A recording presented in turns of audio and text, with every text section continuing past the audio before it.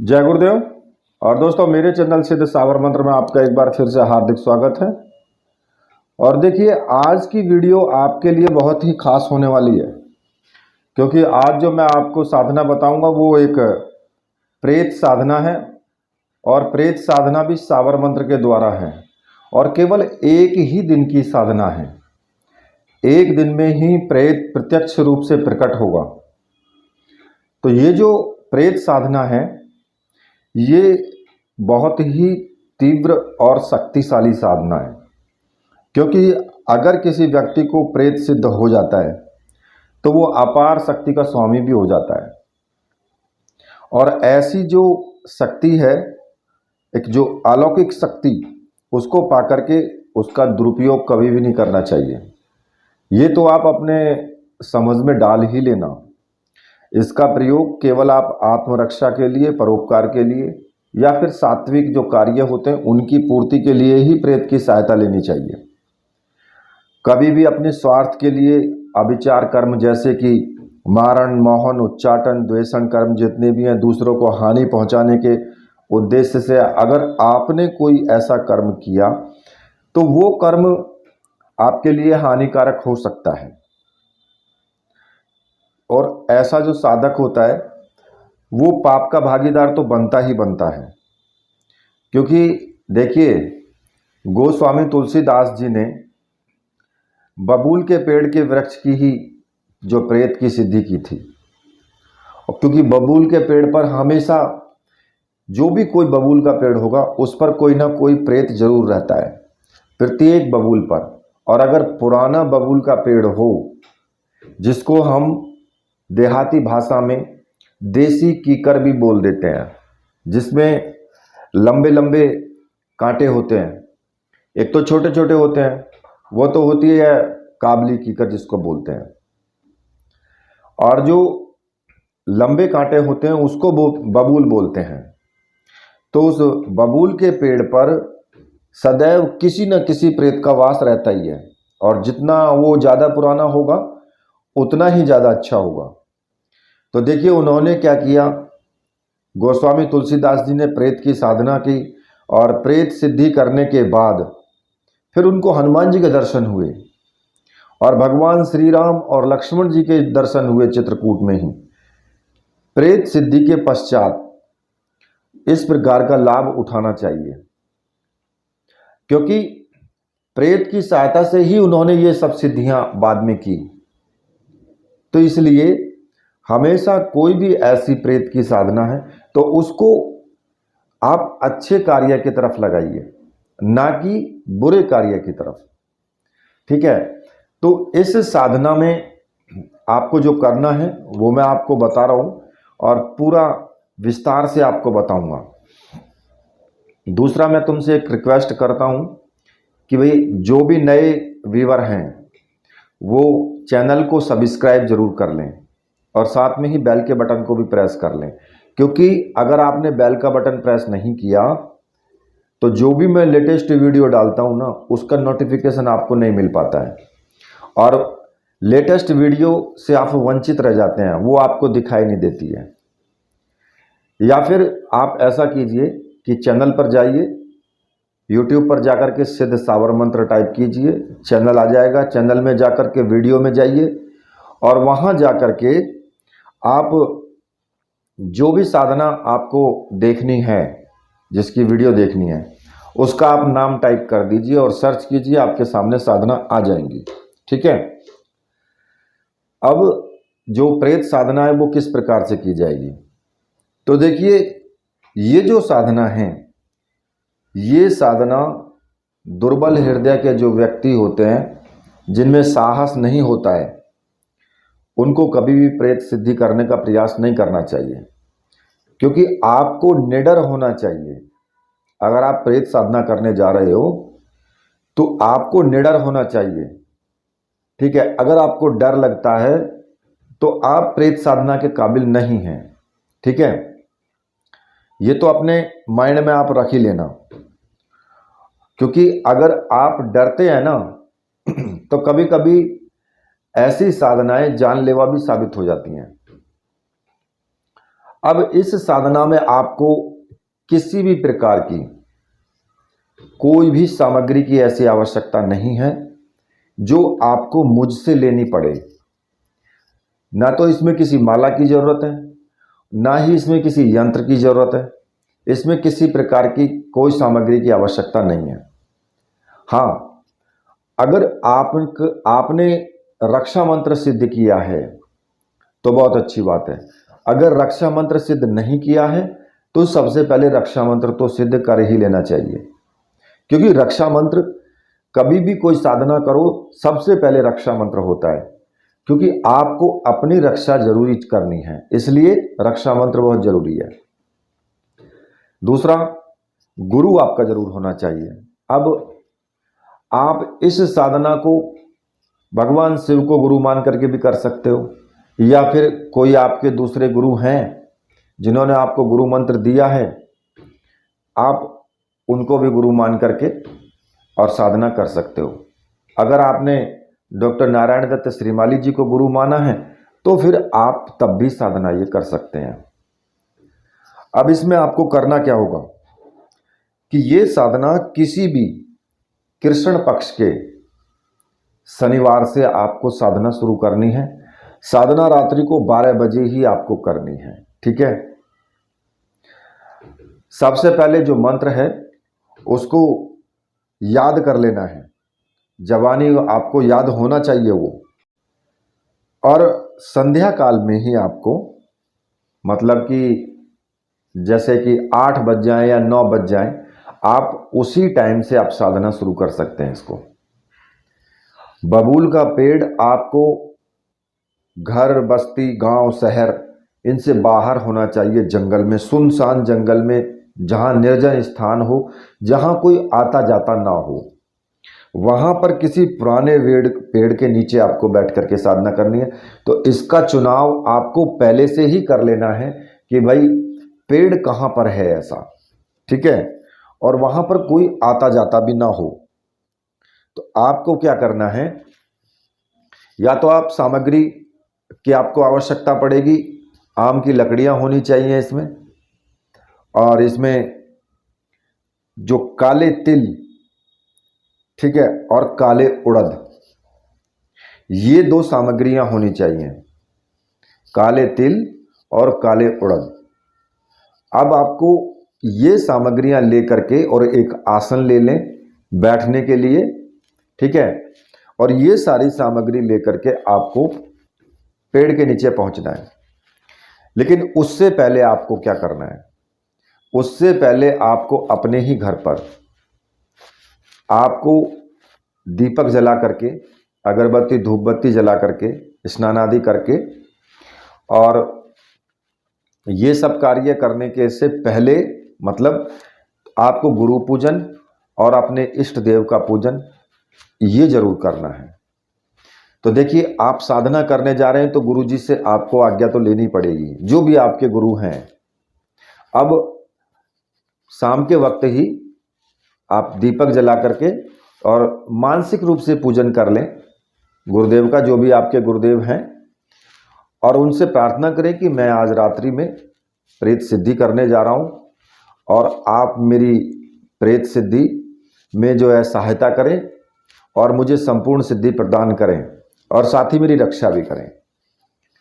और अपने गुरु मंत्र का आपको 1 माला का जाप जरूर करना है, जो भी आपका गुरु मंत्र है उसी का आपको जाप करना है। अगर आपने डॉक्टर नारायण दत्त श्रीमाली जी को गुरु माना है तो फिर आपको ओम परम तत्वाय नारायणाय गुरुभ्यो नमः इस मंत्र का जाप करना है। अगर भगवान शिव को गुरु माना है तो ओम नमः शिवाय इस मंत्र का जाप करना है, ठीक है। और अपने जो भी आपके इष्ट देव हैं, कोई हनुमान जी को इष्ट देव मानता है, कोई शेरावाली माता को मानता है, कोई काली माता को, या फिर कोई गायत्री को मानता है, तो आप अपने इष्ट से भी ये प्रार्थना करें, उनका पूजन करें, और उनसे भी प्रार्थना करें कि भाई मैं आज सिद्धि करने जा रहा हूँ और इसमें आप मेरे इष्ट देव हैं, मेरी रक्षा करें। और अपने जो मंत्र है जिसका भी आप डेली जाप करते हो उसका यथासंभव जितना भी आप कर सको उतना जाप कर लेना। अब ये आप रुद्राक्ष की माला से ही कर सकते हो, आपके पास पड़ी हो तो उसी से कर लेना, ठीक है। ये तो हो गया घर का काम। अब जो सामग्री है उसको लेकर के आप बाहर सुनसान जगह में पहुंच जाए, और जो बबूल का पेड़ है उस पेड़ के नीचे आपको बैठना है। अब आप प्रेत की साधना कर रहे हैं, तो उस सिद्धि के लिए सबसे जो बढ़िया दिशा होती है वो दक्षिण दिशा होती है। दक्षिण दिशा की तरफ मुख करके आप बैठ जाएं। नीचे आसन डाल लें, कोई भी काले रंग का हो या फिर लाल रंग का हो, कैसा भी हो वो आप डाल लें आसन। सामने जो लकड़ियां हैं आम की, लकड़ियां आपको कम से कम इतनी लेकर के जानी है कि जो 3-4 घंटे तक आपका हवन प्रक्रिया चल जाए। मतलब कि 5 किलो लकड़ी होनी चाहिए आम की। अब ये सब सामग्रियां या तो आप पहले भी रख के आ सकते हैं वहीं पे, दिन में ही आप रखाएं कहीं पर, और उसके बाद रात्रि में आप अकेले चले जाएं, ऐसा भी आप कर सकते हैं। तो आपको हवन आपको शुरू करना है, और जो काले तिल हैं और काले उड़द हैं केवल उन्हीं का आपको आहुति देनी है। और हवन प्रक्रिया करने से पहले आपको रक्षा मंत्र का इस्तेमाल करना है। इसमें अपने चारों तरफ गोल घेरा खींच लें, जहां पर आप बैठेंगे उसके चारों तरफ, और पूरी सामग्री जितनी भी है वो सारी घेरे के अंदर होनी चाहिए, ठीक है। जो भी आपका रक्षा मंत्र सिद्ध है उसी से आप रक्षा घेरा आप खींच लेंगे। उससे क्या होगा कि भाई आपके जो भी साधना कर रहे हो ना, उस साधना में कोई भी प्रेत, पिशाच या कोई और दूसरी नेगेटिव एनर्जी वो उस घेरे के अंदर प्रवेश नहीं करेगी। जब तक आप घेरा पार नहीं करोगे तब तक आपका कुछ नहीं बिगड़ेगा। लेकिन डर में, अगर आप डरपोक किस्म के हैं तो डर के कारण आपको घेरा पार नहीं करना है। अगर आपने उठ करके वहां से भागे, घेरा पार किया, तो फिर आपके ऊपर विपत्ति आ सकती है, ठीक है। जब तक घेरे के अंदर बैठे रहोगे तब तक कुछ नहीं होने वाला है। अब आपको मंत्र बोलना है और आहुति आपको सीधे हाथ से देते जाना है, कोई गिनती नहीं करनी है इसमें, ठीक है। अच्छा हाँ, ये साधना आप 7 अक्टूबर को कर सकते हो। अभी जो आने वाला है 7 अक्टूबर, इसको भी आप कर सकते हो, क्योंकि ये प्रेत सिद्धि दिवस है और 7 अक्टूबर को ही शनिवार भी है, तो ये बहुत अच्छा मुहूर्त है।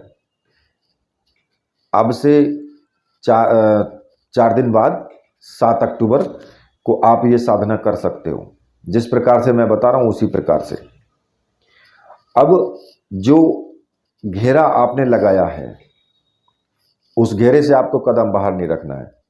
लकड़ियां जला लें, लकड़ियां जला करके, और किसी भी पात्र में, पन्नी है आपके पास तो पन्नी भी ले सकते हैं, कागज ले सकते हैं, जिसमें आपने काले तिल और उड़द रखे हुए हैं। आपको उस हिसाब से यूज करने हैं कि आपका 3-4 घंटा हवन प्रक्रिया चल जाए, ठीक है।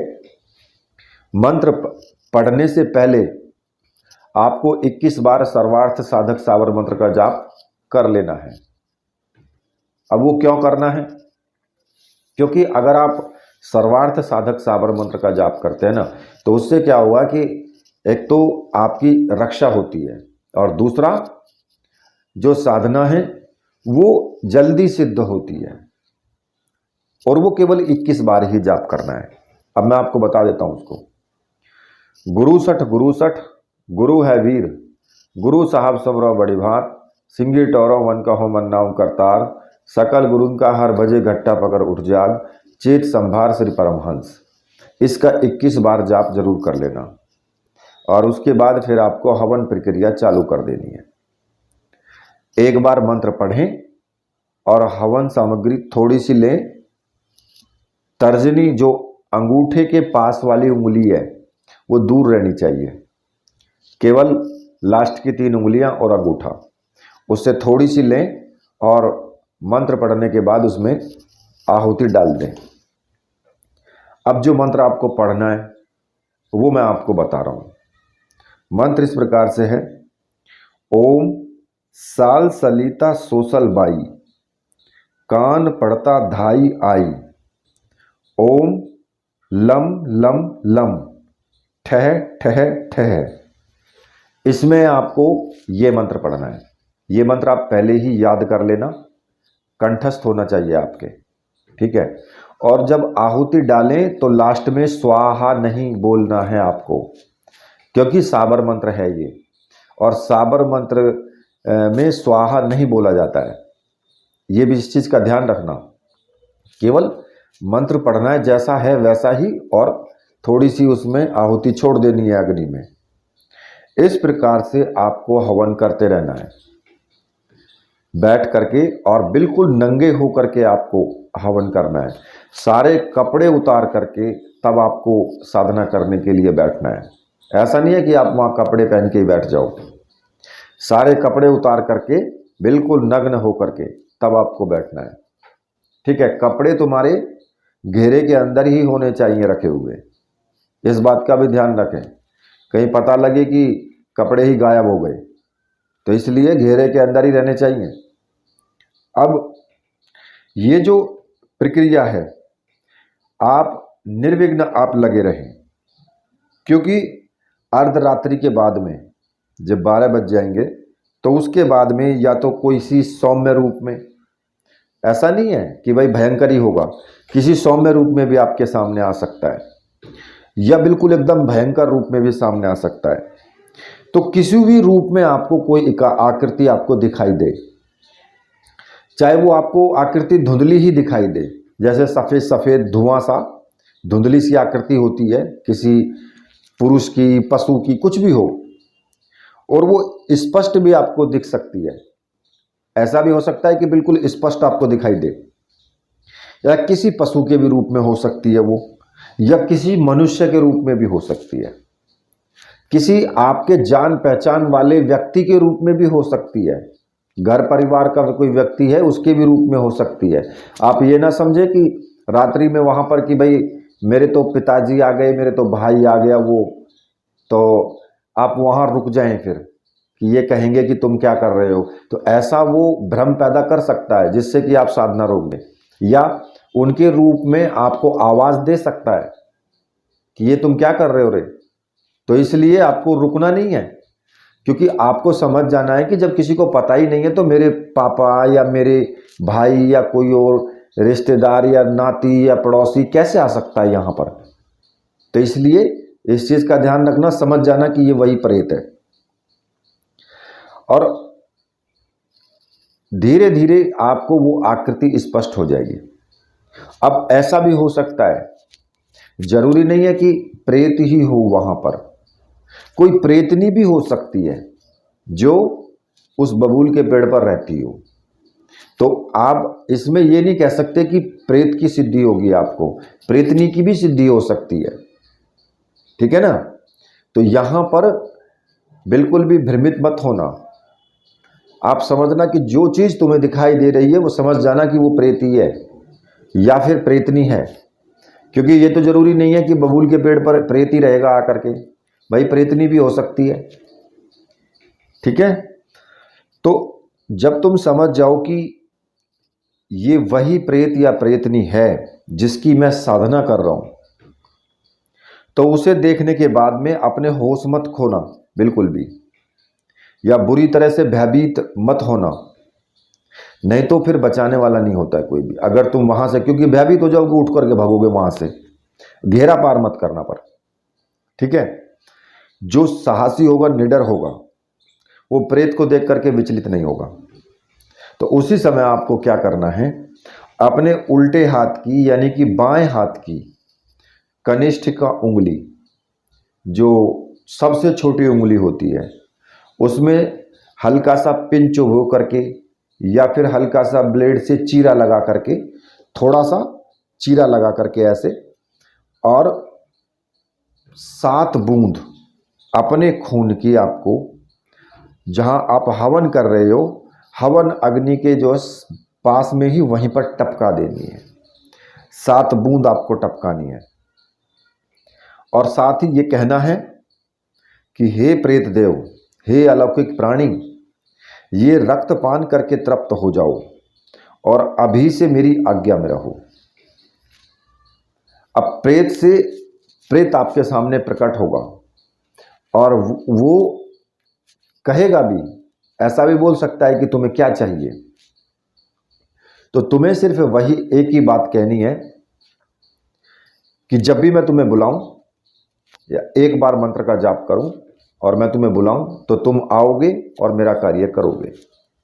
दूसरा, कार्य के लिए कभी भी ना नुकर नहीं करोगे। तीसरा, आप जब जो मैं कार्य सौंपूंगा वही कार्य करोगे। उसके अलावा तुम्हें अपनी तरफ से या अपने आप कोई भी कार्य नहीं करना है और मेरे घर परिवार और मेरी सदैव रक्षा करनी है। हमारे कोई भी आपको, मेरा या मेरे परिवार का बिल्कुल भी अहित तुम नहीं करोगे। ये मुझे तुमसे वचन चाहिए।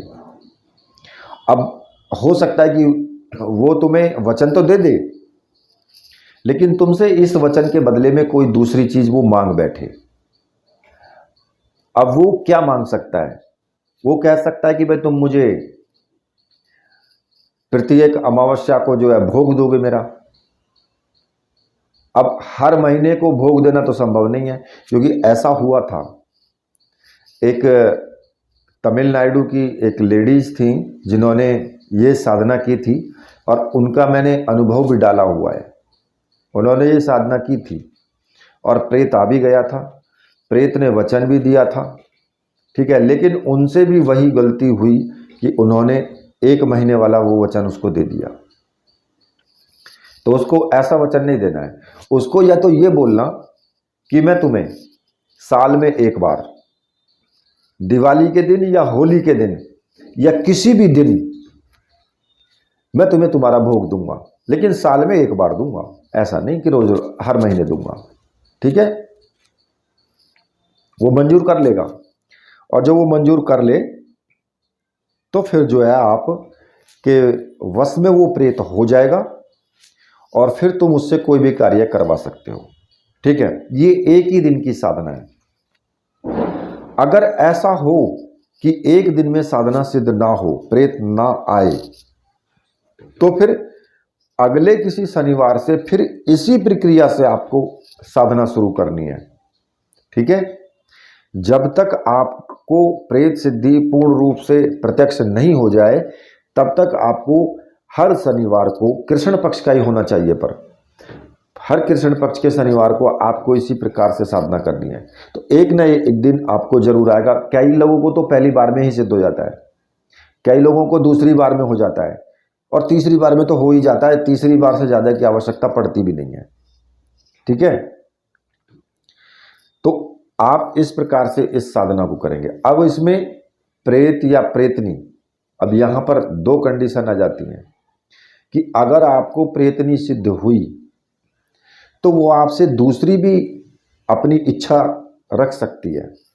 कैसी? कि आप मनुष्य तो हैं, लेकिन मनुष्य में भी आप पुरुष हैं और वो स्त्री है, तो वो रख सकती है कि आपको मेरे साथ संभोग करना होगा, ऐसी भी इच्छा रख सकती है। लेकिन अब उस स्थिति में आप, क्योंकि भाई वो तो प्रेत है, वो एक आत्मा है, वो कैसा भी रूप धारण कर सकती है और उसकी शक्ति का कोई पता नहीं है। तो इसलिए आप अपने मन से ही मत उसको इस प्रकार से कोई भी वचन देना। आपको वचन जो देना है, आप ऐसा बोल सकते हो कि महीने में एक बार या साल में एक बार, या फिर और वो भी मैं जैसा करूंगा वैसा, तुम्हारे हिसाब से कुछ नहीं होगा, मेरे हिसाब से होगा सब कुछ। तो आप इस प्रकार से उसको वचन में ले सकते हो। ये नहीं कि आप डेली का रख लो, उसका रख लो, आप परेशान हो जाओगे, आपको मार दिया जाएगा वहां पर, क्योंकि वो आपकी सारी शक्ति को खत्म कर देगी। तो इसलिए इस चीज से बिल्कुल विशेष सावधान रहना। जरूरी नहीं है कि आप उस इच्छा को पूर्ण करो। आप ये भी कह सकते हो कि नहीं, आप इसके अलावा कोई दूसरी इच्छा रख सकती हो, ऐसा भी बोल सकते हो। ठीक है, तो कहने का तात्पर्य ये है कि साधना सही है, साधना अच्छी भी है और साधना सिद्ध भी है। तो इसलिए इसमें डरने वाली या ऐसी तो कोई बात ही नहीं है, पर लेकिन फिर भी सावधान रहना। बस भाई सावधानी जरूरी है, सावधानी हटी दुर्घटना घटी, ये तो निश्चित है। तो इसलिए सावधानी के साथ रहना। दूसरा, जब सिद्धि प्राप्त हो जाए तो उसका कभी भी दुरुपयोग आपको नहीं करना है, ये चीज विशेष ध्यान में रखना। क्योंकि कोई भी शक्ति है वो हमेशा अच्छा ही कार्य करना चाहती है। बुरे कार्य करने के लिए कोई भी व्यक्ति तैयार नहीं होता है, और खासकर में शक्तियों में तो आदमी तो हो जाएगा लेकिन शक्तियों में कोई नहीं होता है। अब उसको आपके वो वश में है तो उसको जबरदस्ती करना पड़ता है वो काम। अब जबरदस्ती वो करेगा तो उसको बहुत दुख होता है। दुख होगा तो मन ही मन आपको कहीं ना कहीं सोचता रहेगा कि भाई कहीं इससे गलती हो, मैं इसको पकड़ूं। तो इसलिए इस चीज का भी आपको ध्यान रखना है कि कभी भी गलत कार्य आपको नहीं करवाने हैं। आप उससे खुद भी पूछ सकते हो कि भाई ये तुम कार्य कर सकते हो या नहीं कर सकते हो, ये कार्य सही है या गलत है, तो वो तुम्हें बता भी देगा कि ये कार्य सही है या गलत है। तो इसलिए इस साधना को विशेष रूप से ध्यान में रख करके सावधानी से करो, सावधानी से वचन दो, सावधानी से वचन लो, ठीक है। तो ये जो साधना है, आप कोई भी अगर व्यक्ति करे तो एक बार जरूर इन्फॉर्म करें। और इसी के साथ मैं वीडियो को यहीं पर समाप्त करता हूँ। मेरे साथ बोलिए बोलिए वीर बजरंगबली हनुमान जी महाराज की जय। बोलिए मेरे परमहंस गुरुदेव की जय।